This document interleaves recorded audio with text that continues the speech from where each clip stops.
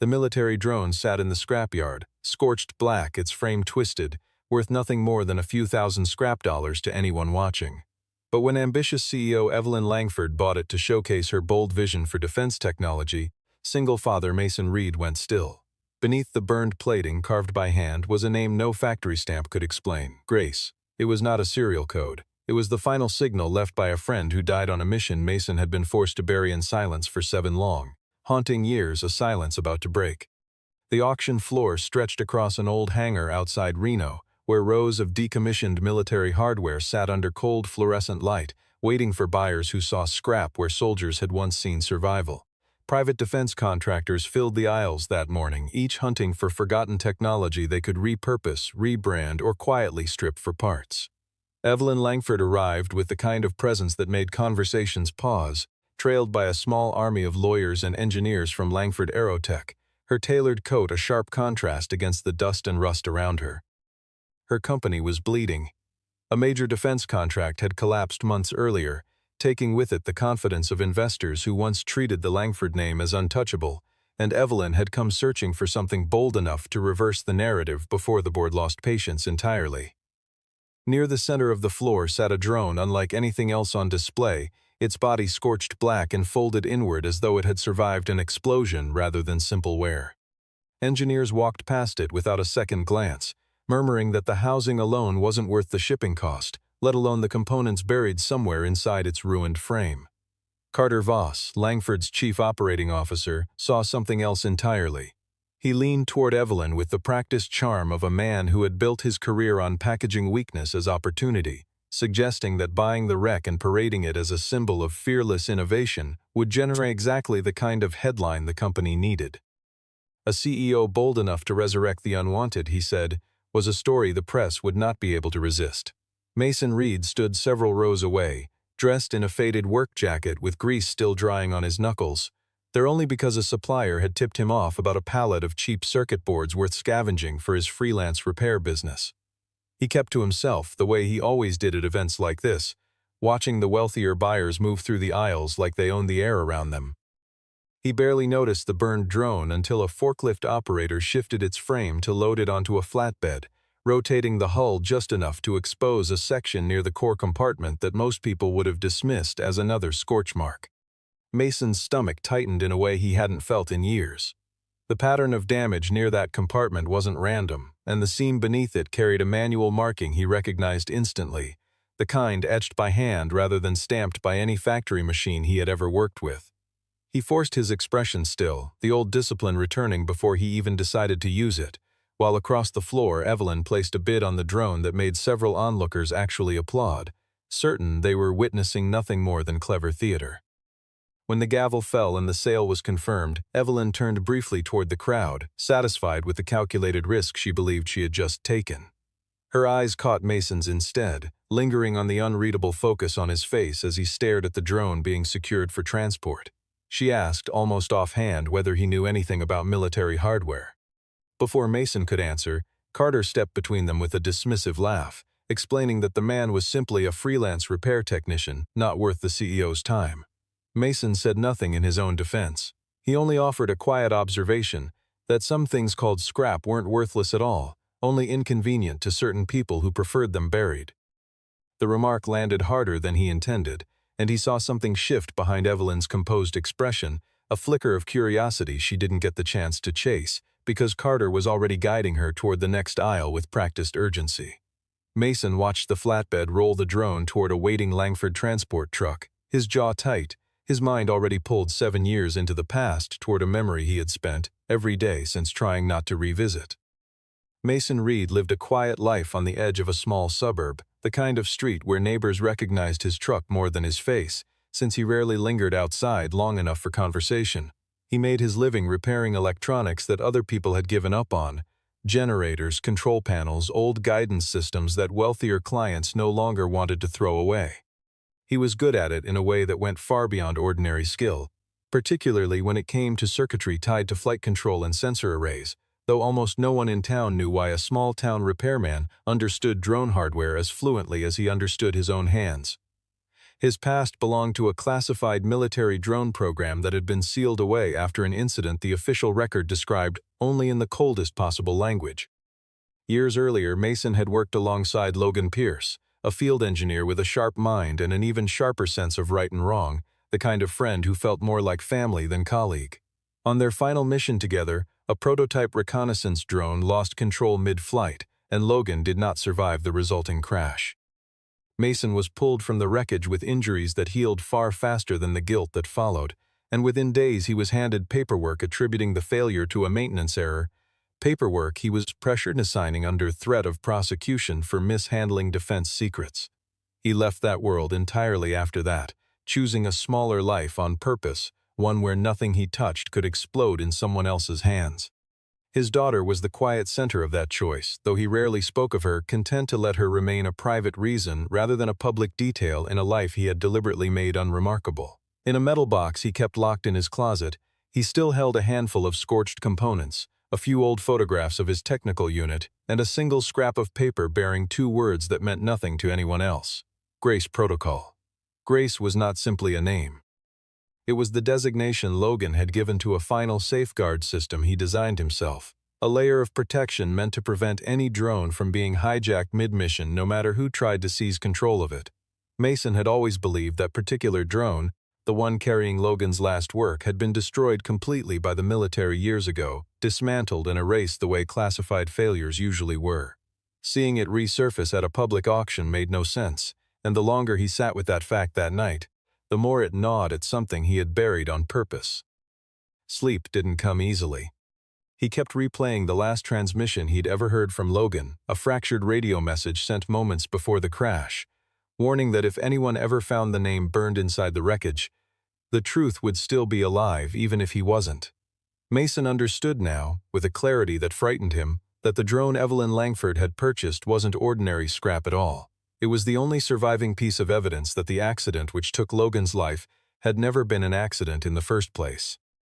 Returning to that world risked everything he had quietly rebuilt, the calm, anonymous existence that let him raise his daughter without the shadow of men in suits deciding what truths were inconvenient. But before he could settle on an answer either way, his phone rang with an unfamiliar number tied to Langford Aerotech, a request that Evelyn herself wanted him brought in to examine the drone he'd recognized from across a crowded auction floor. Langford Aerotech's main floor had been cleared for the occasion, the burned drone positioned at its center beneath bright overhead lights like a sculpture meant to announce a company's resurrection. Evelyn stood beside it in front of her assembled staff, declaring that the wreck everyone else had written off would become the foundation for an entirely new generation of rescue drones, technology built not for conquest but for saving lives. Her ambition reached further than profit margins. She wanted to restore the legacy her father had built before the company began bleeding contracts and credibility, and this project, however unconventional, felt like her only real chance to do it. Not everyone shared her conviction. Senior leadership exchanged skeptical glances throughout the announcement, unconvinced that a piece of scorched hardware could justify the resources Evelyn intended to pour into it. Carter Voss played the loyal supporter in public, nodding along with practiced enthusiasm, while privately working to control every stage of the restoration process so that nothing about the drone's true history could surface without passing through him first. When Mason walked onto the factory floor that morning, the engineers eyed him the way they might eye an intruder who had wandered in from the parking lot, unimpressed by his worn jacket and the simple tool bag slung over one shoulder. Carter wasted no time establishing the hierarchy, asking in front of the gathered staff whether Mason had ever repaired anything more sophisticated than a household appliance.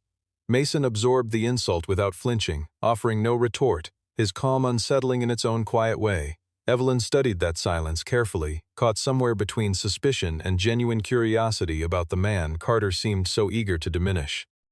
When the engineering team powered up the drone's diagnostic systems for the first time, every panel returned nothing but error codes, and the consensus quickly formed that the control core was beyond recovery. Mason stepped closer to the hull and asked, firmly, for an emergency shutdown of the power feed. Carter mocked the request, suggesting Mason simply didn't understand military-grade equipment well enough to know it posed no danger. Moments later, the control panel began emitting an unfamiliar pulsing signal, and the dismissive laughter in the room died fast. Mason pointed to a scorched conduit running along the frame, explaining that continued power would trigger a dormant thermal memory buried inside the casing, something none of the standard diagnostic protocols were designed to detect. Evelyn ordered an immediate halt before anyone could question her judgment a second time. Mason crouched beside the open compartment, examining the blackened interior more closely than he had allowed himself at the auction, and there it was again, the hand-carved lettering pressed into the metal, Grace. For a moment he forgot where he was. Evelyn noticed the shift in his expression and asked directly what the name meant, watching him closely as though she already sensed the answer mattered more than he was willing to admit. Mason offered a careful lie instead of the truth, suggesting it might be nothing more than an old marking left behind by the original production crew. Evelyn accepted the explanation outwardly, though her instincts told her otherwise. Behind them, unnoticed by most of the room, Carter's composed expression had gone visibly pale, his eyes fixed on the burned letters, as though he were staring at something he had spent years convinced no one would ever see again. Mason began a full inspection of the drone under the watchful eyes of Evelyn, Carter, and the rest of the engineering team, cross-referencing what he found against the paperwork filed at the auction. Almost immediately, details refused to line up. The drone had been listed as a training unit destroyed by a battery malfunction, but the internal framework told an entirely different story, one belonging to a unit equipped with genuine military-grade navigation systems rather than anything used for routine drills. Several circuit boards had clearly been removed before the sale, stripped deliberately, yet the memory core itself remained sealed beneath a heat-resistant casing reserved for situations where data needed to survive catastrophic impact. Mason recognized that kind of sealing immediately. It wasn't standard procedure for scrapped equipment. It was the kind of protective measure used only when someone wanted to guarantee that critical information would still exist after everything around it had burned. Carter pushed repeatedly for permission to crack the core open and harvest the material for research purposes, his urgency far sharper than the situation seemed to warrant. Mason objected, warning that an improper extraction would destroy whatever final data remained inside permanently. Evelyn began noticing how hard Carter was pressing the issue, a persistence that felt less like enthusiasm and more like desperation. Quietly, Mason asked to see the original sale documentation, and Evelyn handed him a copy that included an old approval signature buried near the bottom of the page. He recognized the signature instantly. It belonged to an intermediary company connected, years earlier, to the very accident that had killed Logan. He said nothing to Evelyn yet, uncertain whether he could trust her fully with information that dangerous, not until he understood exactly where her loyalties would eventually land. That night, Carter slipped back into the factory alone, attempting to pry open the drone's inner compartment before anyone else could examine it further. Mason, suspicious enough to return after hours himself, caught him in the act, hands already working at the casing around the core. Carter abandoned any pretense of civility, warning Mason that certain small people needed to understand their limits before they got hurt by overstepping them. Mason answered evenly that the dead had limits too, right up until someone decided to burn the evidence that proved how they died. Carter threatened to terminate Mason's contract on the spot and paint him publicly as an unstable man obsessed with a past nobody else cared about. Evelyn arrived moments later, alerted by a security notification, and Carter immediately reversed his tone, accusing Mason of trespassing on restricted company property. Evelyn found herself caught between two conflicting stories, unsure which man deserved her trust. Mason gestured toward a small auxiliary camera mounted on the drone's housing, pointing out that if it still functioned, it would settle definitively who had actually touched the core first. Evelyn ordered the entire restricted area sealed off for the night and instructed that Mason remain on staff as lead technical consultant, a decision that left Carter's expression unreadable as he walked away. Reluctantly, Mason told Evelyn a piece of the truth he had buried for years. 7 years earlier, he had been part of a technical support team for a classified reconnaissance drone program, one built around aircraft capable of automatically returning to base if it ever lost communication mid-flight. Logan Pierce had designed the heart of that safeguard himself, a hidden security layer he called the Grace Protocol, meant to prevent any outside party from seizing control of the aircraft against its operator's will. Logan chose the name deliberately as a quiet reminder that even the most advanced military technology still needed a moral boundary built into its core. During their final mission, the drone was redirected without authorization. Logan discovered a backdoor someone had quietly installed into its control system, And before he could report the breach through proper channels, the mission ended in an explosion that killed him instantly and left Mason badly injured. In the aftermath, blame was assigned swiftly and conveniently to maintenance failure, and Mason was pressured into signing a confidentiality agreement under the explicit threat of prosecution for endangering classified defense operations if he ever spoke otherwise. Evelyn listened carefully, though she kept a measure of caution in her expression, and asked why Mason had never reported what he believed had actually happened. He explained that he had tried more than once, only to watch records disappear and witnesses get quietly reassigned to postings far from anyone who might ask questions. By the time he gave up, he was a single father with no institutional power left to challenge men who wore expensive suits and made inconvenient truths vanish without effort. Something in Evelyn's expression shifted as she absorbed his account. She admitted, in turn, that her own father had lost a major contract years earlier after refusing to sell proprietary flight software to a suspicious group of intermediaries, a decision that had quietly cost Langford Aerotech client after client in the years that followed. Mason suspected immediately that the two stories were connected, though neither of them had enough proof yet to say so with confidence. Evelyn asked for his help recovering whatever remained inside the drone's damaged memory core. Mason warned her plainly that if his suspicions were correct, the person responsible wasn't only Carter Voss. It could be part of a wider network that had spent years profiting from defense technology, wartime contracts, and accidents quietly engineered to look accidental. Evelyn chose to continue anyway, recognizing for the first time a chance not only to save her company but to clear her father's name from a stain she had never understood until that moment. What had started as mutual suspicion between them began shifting toward something closer to a cautious alliance. That evening, Mason opened his old toolbox at home and removed a small encryption key Logan had given him years earlier, an object he had kept hidden and untouched through 7 years of silence, never quite able to bring himself to use it until now. Mason, a small team of trusted engineers, to begin restoring the drone's core inside a sealed laboratory, deliberately keeping the work away from Carter's reach. Evelyn personally oversaw every step, refusing him access despite his repeated requests to be included. Outside the lab, Carter remained outwardly calm but quietly placed a call to an unfamiliar contact, murmuring that Grace was still alive after all these years. Mason discovered the core hadn't been destroyed completely. It had simply locked itself the moment it detected unauthorized tampering, a defensive measure built directly into its design.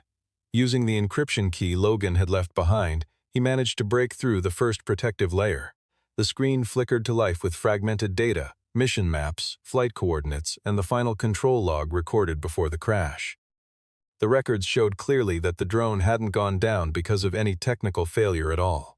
It had received a falsified command from an internal source, one that wasn't designed to destroy the aircraft but to redirect sensitive data straight into the hands of a third party. Worse still, Logan had triggered the Grace protocol himself, forcing the drone to self-destruct rather than let it complete that unauthorized transfer. Mason realized, with a wave of grief he hadn't expected, that Logan's death had never been the result of his own mistake. It had happened because he stopped a betrayal in progress. He fought to stay composed as Evelyn discovered something else buried in the recovered log, the name of a shell company that had once held a quiet consulting contract with Langford Aerotech, a company now directly tied to Carter Voss. Evelyn's anger flared immediately, but Mason urged caution, reminding her that suspicion alone wouldn't be enough. They needed the complete data set, not fragments. At that exact moment, the factory's internal network came under sudden attack, and the recovered files began deleting themselves remotely before their eyes. Mason reacted instantly, severing the physical connection, pulling backup power, and shifting the core into full isolation before more damage could spread. Evelyn watched him work with a kind of focused precision she hadn't witnessed from anyone on her actual engineering staff, and understood in that instant that he wasn't simply a repairman who happened to know drones. He understood this entire system on a level few people alive still did. They managed to save a portion of the data, though the most critical section remained encrypted and out of reach. Just before the screen went dark, one final line of text appeared across it. Authorized override, Voss. Evelyn turned slowly toward the nearest security monitor, her expression hardening into something cold and unmistakable as she processed exactly what that meant. By morning, Carter Voss was nowhere to be found on the factory floor. The laboratory fell quiet in the minutes after the attack, the hum of cooling fans the only sound left in a room that had nearly lost everything. Evelyn sat down heavily in one of the chairs, staring at the dark monitors as though they might still hold an answer if she watched long enough. Mason gathered the salvage drives carefully, labeling each one by hand, refusing to trust the recovery to anything connected to the wider network again.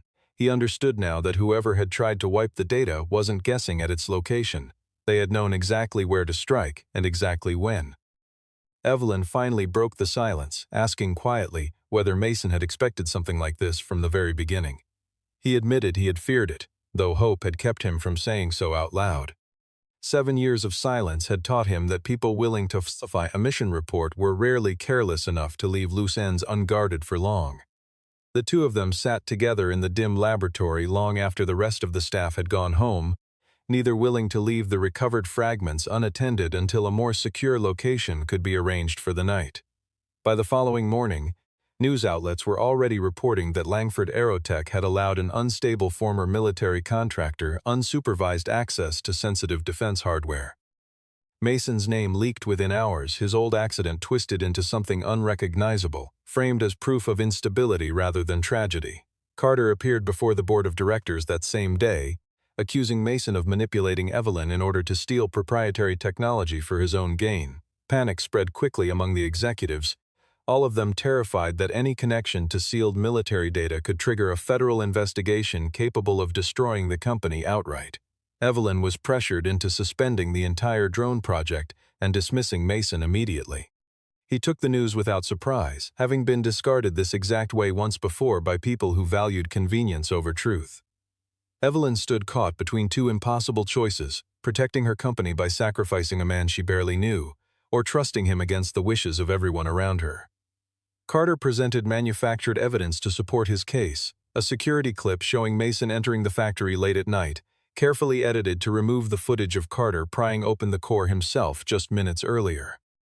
Security escorted Mason out of the building in full view of the staff, the moment carrying all the weight of a public humiliation. Several engineers who had mocked him weeks earlier now stood in uncomfortable silence, fully aware that this was the same man who had saved their recovered data only days before. Evelyn couldn't openly defy the board without stronger proof in hand, and Mason understood that constraint without resentment. Before leaving, he told her quietly that if she wanted the truth, she needed to search her father's old contract archive instead of the current data room Carter controlled so tightly. Carter overheard enough of that exchange to immediately order the archive locked down. Mason left the building, but not before slipping Evelyn a small note containing a string of code Logan had once used for secure communications. Evelyn began investigating on her own that same night, uncovering several old Langford contracts that had clearly been altered after her father's death. Carter's name appeared repeatedly as a secondary approver, despite holding no official position at the company during that earlier period. Evelyn realized with growing unease that Carter had been embedded in the company's shadows far longer than she had ever imagined. Mason returned home to find his garage ransacked, the small metal box containing Logan's old photographs and fragments of evidence gone entirely from the shelf where he had kept it locked away for 7 years. He stood in the doorway for a long moment, taking in the overturned drawers and the scattered tools, feeling an old familiar dread settle back into his chest. This wasn't a random burglary. Whoever had come through his garage had known precisely what they were looking for and exactly where to find it, which meant someone had been watching him far longer than he realized. He checked the small bedroom down the hall out of instinct, relieved to find it untouched, a small mercy in an otherwise unsettling night. Mason sat at his kitchen table afterward, staring at the empty space on the shelf where the metal box had sat for years, and forced himself to think clearly instead of giving in to panic. Whatever Carter wanted from that box, he hadn't gotten everything. The encryption key and the scrap of paper carrying Logan's final sequence were still safe, tucked away in a place no one but Mason himself would ever think to check. He resolved that night not to retreat, not after coming this close to the truth, and began quietly preparing for whatever Carter intended to do next. Mason understood quickly that whoever had broken into his garage wanted far more than data about the drone. They wanted everything Logan had ever left behind. A muddy boot print near the doorway matched a style of protective footwear used inside Langford's own storage facility, a detail that confirmed his growing suspicion about who had really been there. Meanwhile, Evelyn descended into the lowest archive level of the company, searching through records her father had filed away decades earlier.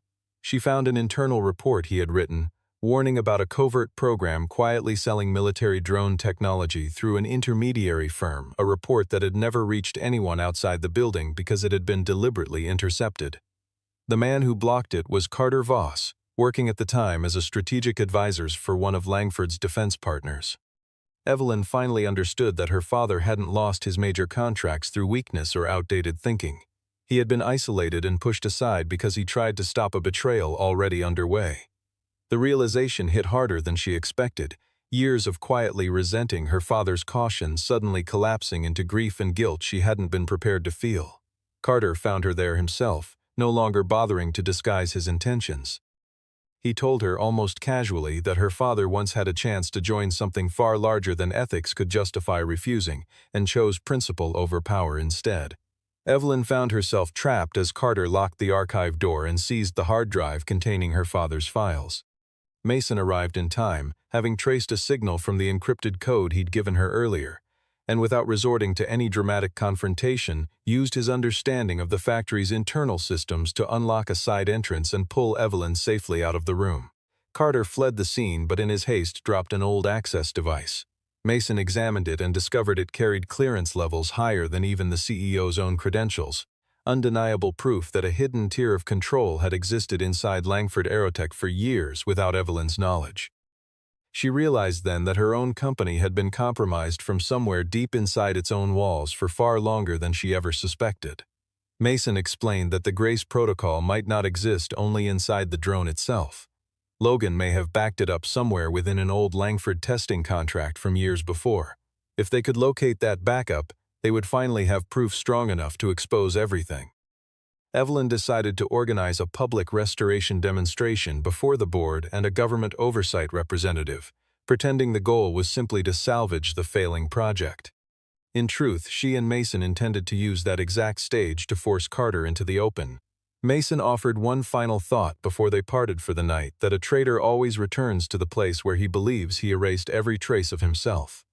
Evelyn informed the board that Langford Aerotech would conduct one final diagnostic test on the salvaged drone, inviting legal counsel, a defense contract oversight official, and every member of executive leadership to witness the results in person.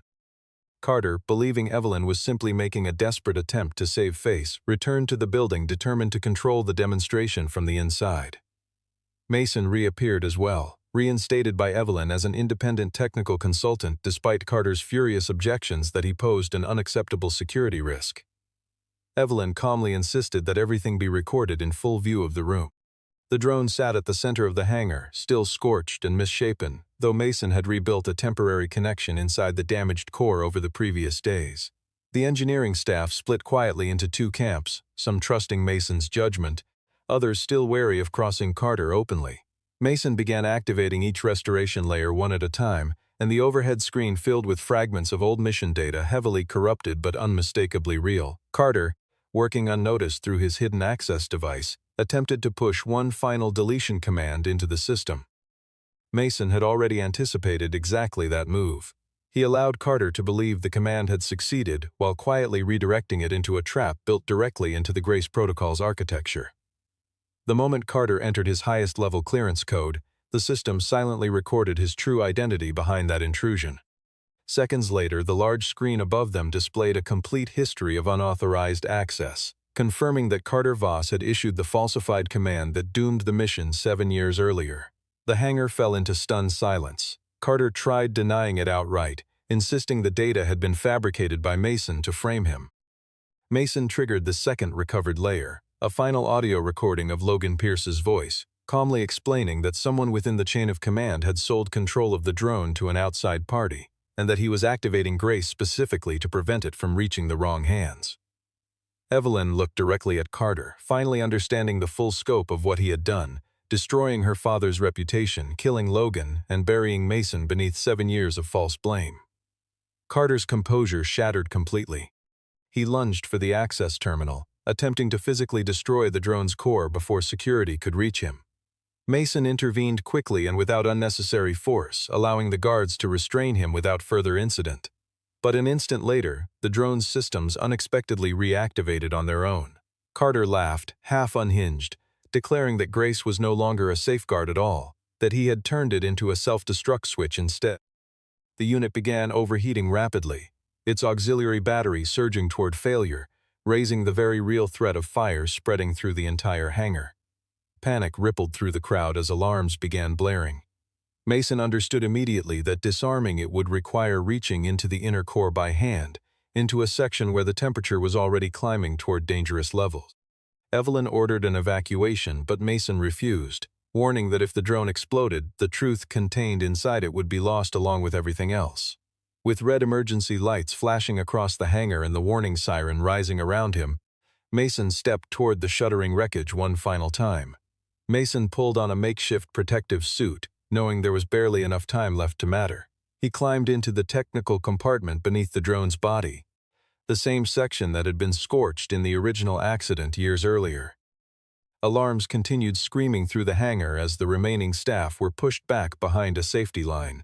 Evelyn refused to retreat completely, staying just beyond the barrier, her voice steady through the radio link connecting her to Mason inside the failing machine. Mason quickly realized that Carter had embedded a self-destruct command directly into the auxiliary power line. Disarming it required, following the exact logic Logan had built into the original Grace protocol, but a critical piece of that final sequence seemed to be missing entirely. Mason remembered something Logan had told him once, long before any of this happened, that Grace was never meant to function as a simple lock. It was a reminder to choose the right person before trusting them with that kind of power. He understood then that the name wasn't only a system label.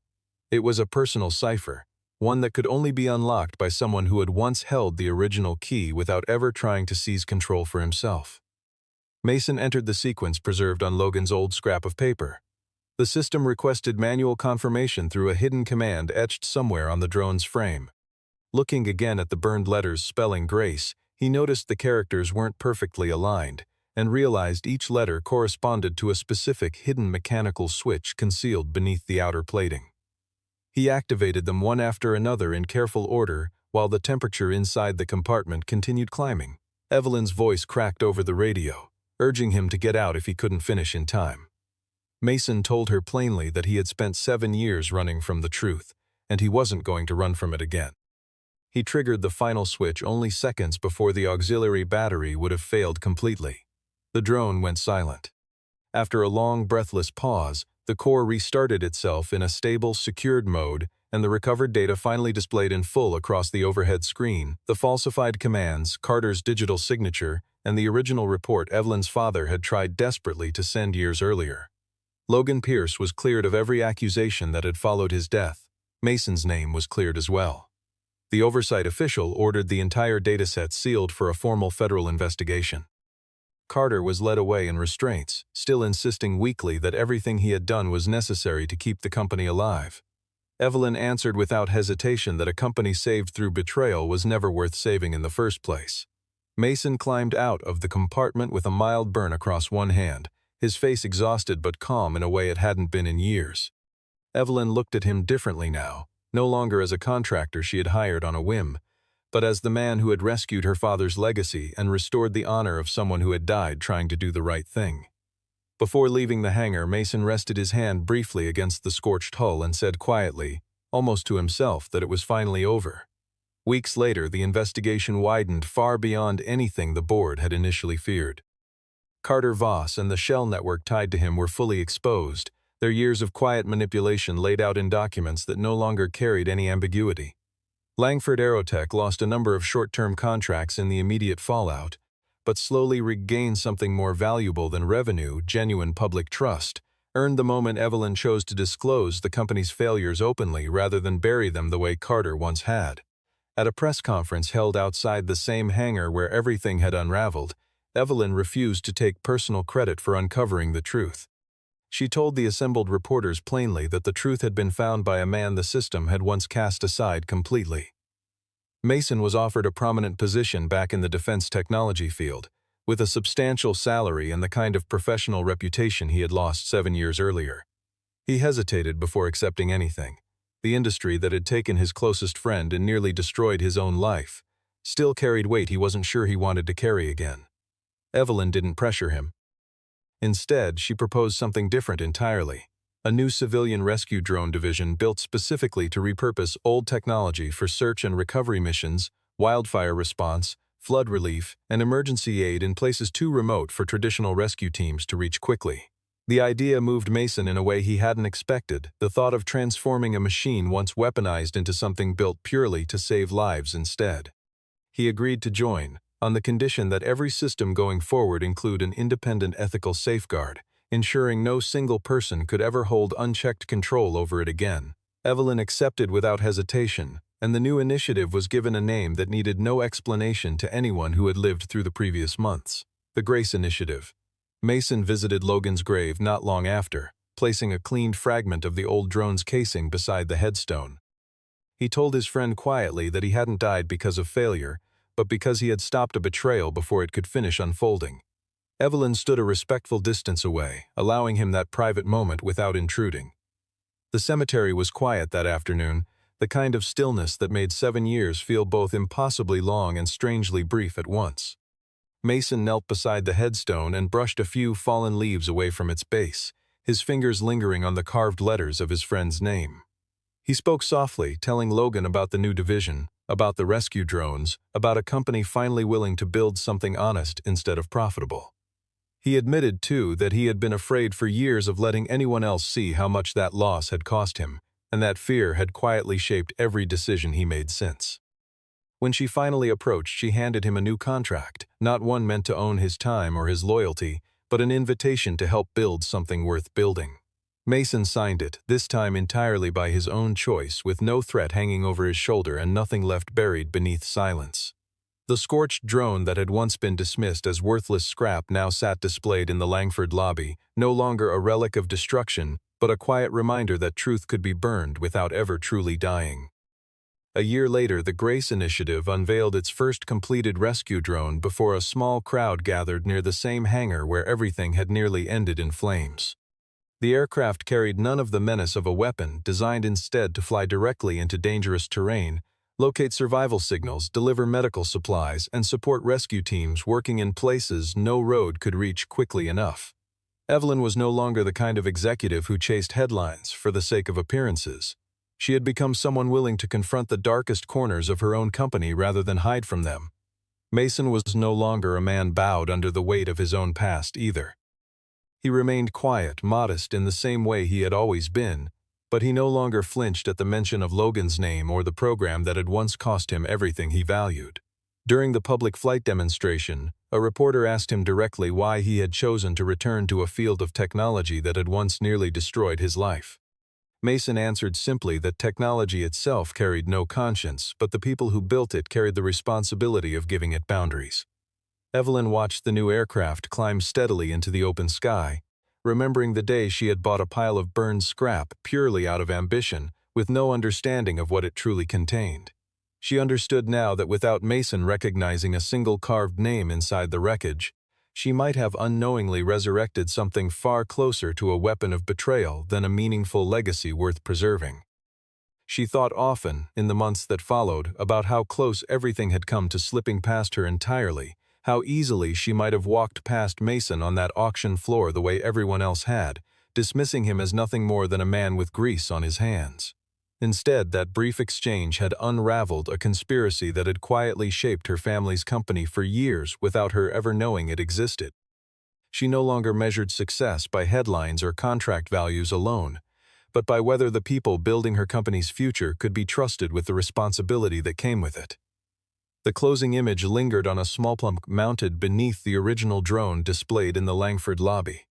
It carried no mention of contract value or technical achievement. It read simply that the tribute was for Logan Pierce, and for everyone who chose truth even when silence would have been the safer path. Mason paused beside that plaque for a few quiet seconds before walking onward toward the new hangar, carrying with him a sense of closure, justice, and a future finally rebuilt on something honest. If you want to know why that single carved name could destroy an entire corporation, stay until the very end.